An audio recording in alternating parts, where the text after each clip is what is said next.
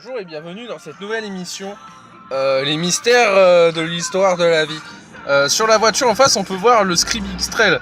Le Scribx Trail, je vais vous expliquer la géométrie symbolique. Alors, vous prenez un cercle circulaire.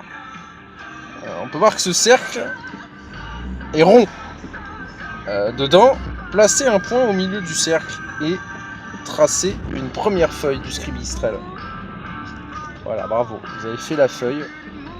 Puis on fait une autre feuille par là, et puis on fait la troisième. Voilà, comme ça. Je vais vous expliquer maintenant la signification celtique de Bretagne du Scribx Trail. On voit ici un axe de symétrie représentant le règne du roi Arthur.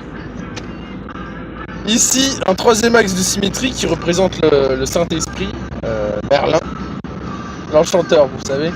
Et ici, on a l'axe de symétrie de la forêt de la Vierge Marie du Lac. On peut aussi, par des multiples symétries axiales, remarquer deux droites convergentes vers convergentes. D'ailleurs, on remarque ici qu'il y a une suite de Cauchy. Si vous partez d'ici, vous montez, vous allez sûrement redescendre là, puis vous allez descendre là, hop, et par escalier, l'escalier de Cauchy comme on dit, on a une convergence absolue vers là, ici, c'est là où se situe Lancelot du Lac. Dans les légendes celtiques, Lancelot du Lac, c'est un peu comme Iron Man. Il fait des armures. Et voilà, donc la signification du Nous avons perdu de vue la voiture au Scribx Trail, mais ça devait sûrement être des envoyés celtiques de Bretagne.